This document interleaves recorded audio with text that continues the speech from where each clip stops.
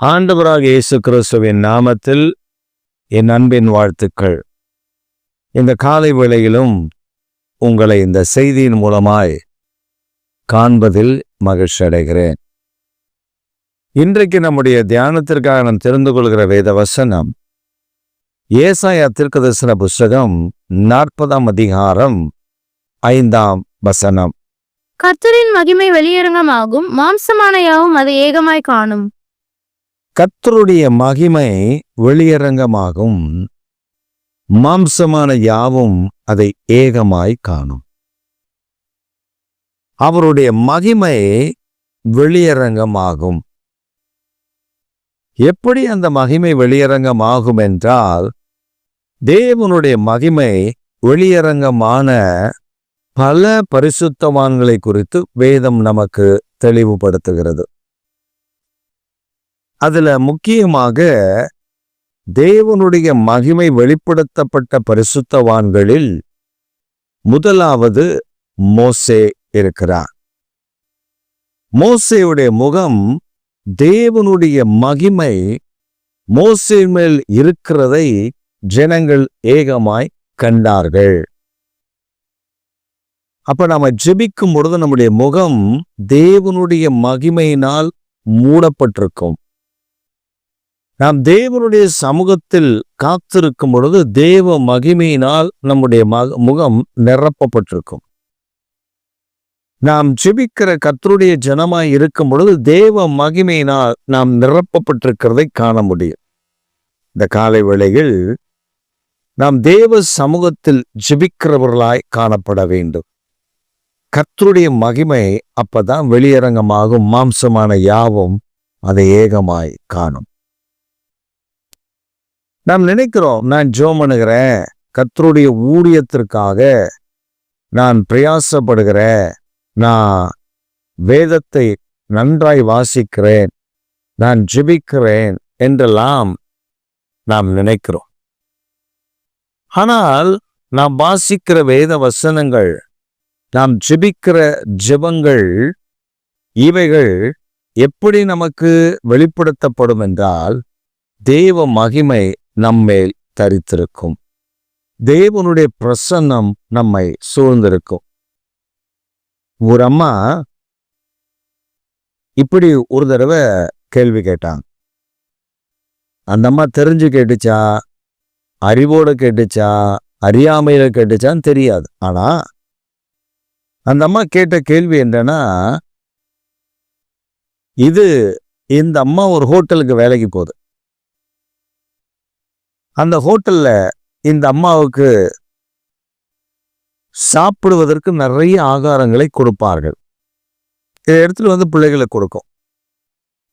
அது மட்டும் இல்ல, அவங்க ஏதாவது ஆர்டர் எடுத்தாங்கன்னா அந்த ஆர்டர்ல போக மீதமான பேக்கெட்ஸ், மீதமான உணவு மீந்ததெல்லாம் இந்த அம்மாவுக்கு தான் கொடுப்பாங்க.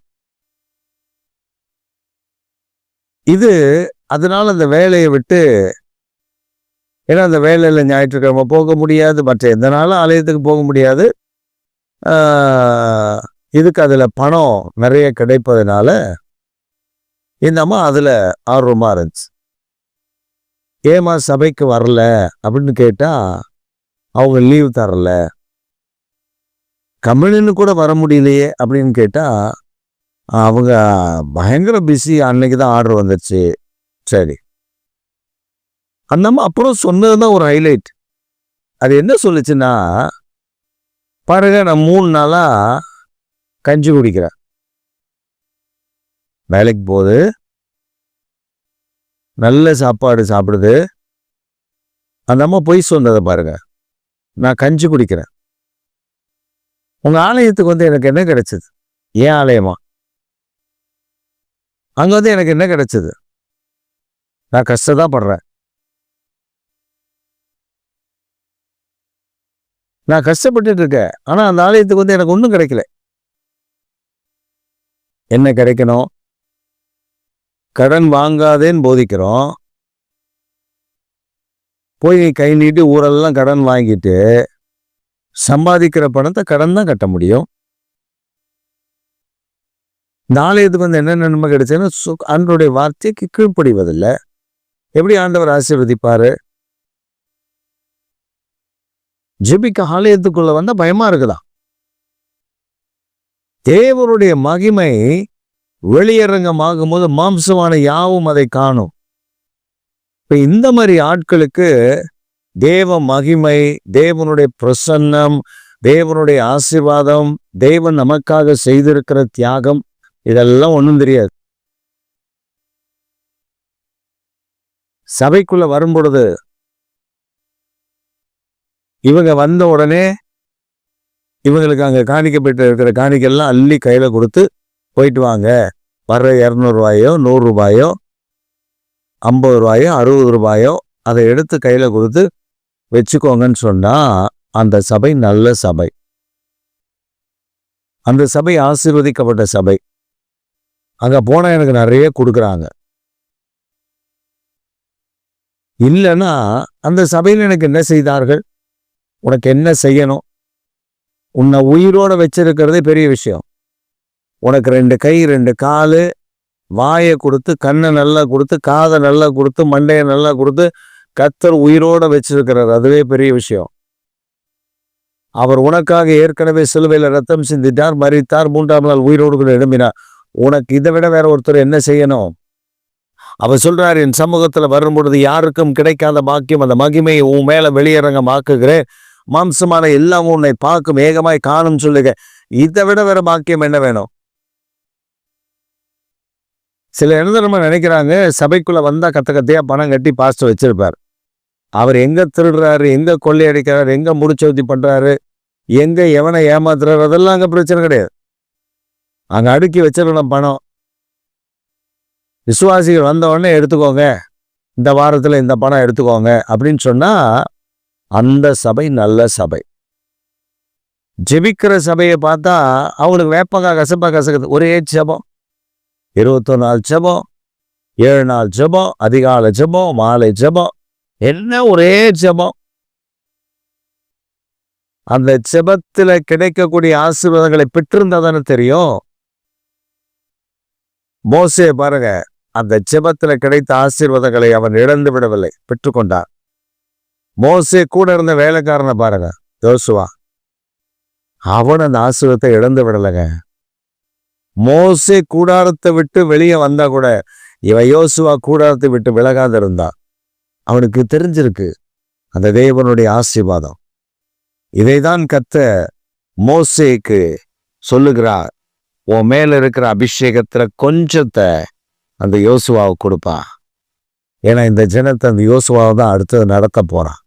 உனக்கு பின்பு இந்த யோசுவா தான் அந்த ஜனத்தை நடத்துவதற்கான அபிஷேகத்தை அவனுக்குள்ள வைத்திருக்கிற நூனின் குமாரராக யோசுவா இந்த ஆசீர்வாதத்துக்கு பாத்திரவான் என்று கர்த்தர் சொல்லுகிறார். அவனை தான் கர்த்தர் தெரிந்தெடுத்தான், ஆலயத்தை விட்டு விலகாத இருந்தான். நம்முடைய வாழ்க்கையில நாம தேவனுடைய பிரசன்னத்தில், தேவனுடைய சமூகத்தில், தேவனுடைய இடத்துல காத்திருந்தா அது ஆசீர்வாதம் என்பது நிறைய பேருக்கு தெரியல. சில கேட்கிறாங்க, நான் ஆலயத்துக்கு வருகிற, எனக்கு என்ன கிடைக்கும், உனக்கு என்ன கிடைக்கணும்? ஏற்கனவே கர்த்தர் எல்லாவற்றையும் உனக்கு கொடுத்து விட்டார், உனக்கு என்ன கிடைக்கணும்? சபையில ஜனங்கள் தேவனுடைய ஆசீர்வாதத்தை எதிர்பார்க்கல.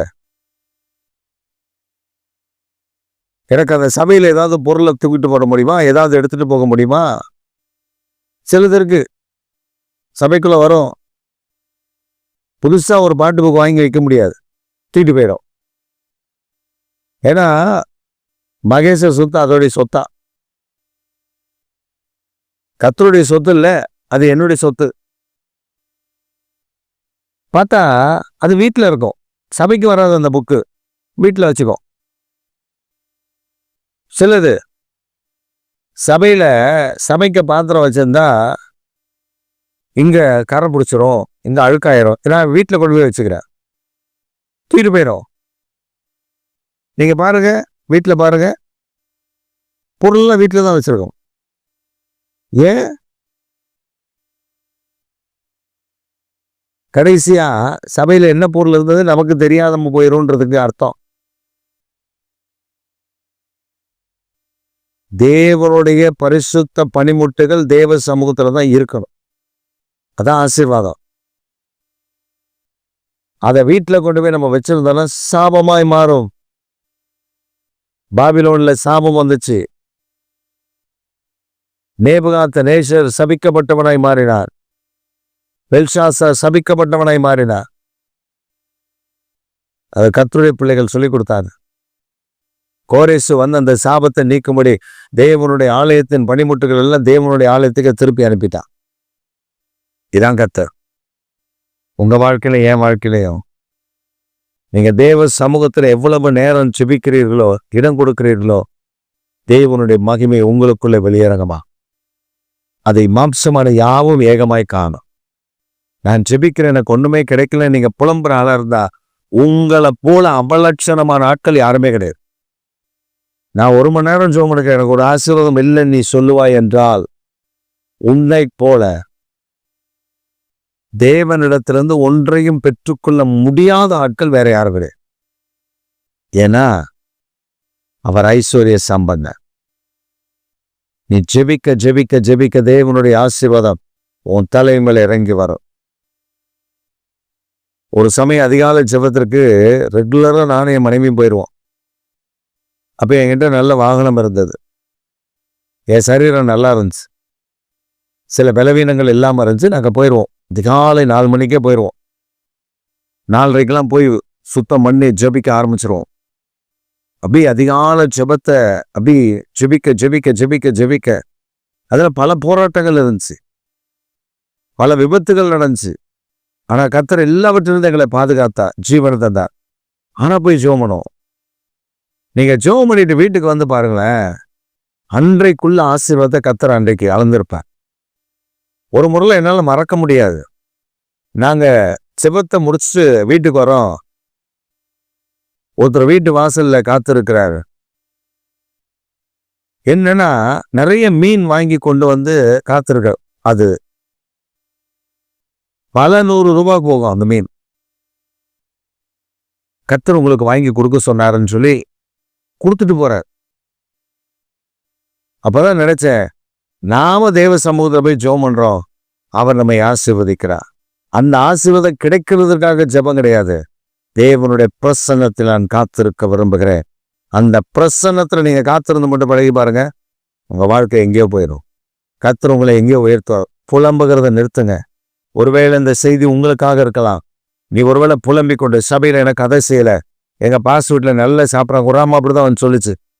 ஒரு பாஸுடைய மீட்டிங் நடக்குது, அதுக்கு சிக்கன்லாம் வறுத்து போடுறாரு, அதுக்கு அந்த நிறைய சாம்பார் கிம்பாரெல்லாம் வச்சு போடுறாரு, நல்ல சாப்பாடு போடுறாரு. அந்த ஊழியக்காரங்க வந்திருக்கிறார், அதுக்கு போடுறாரு.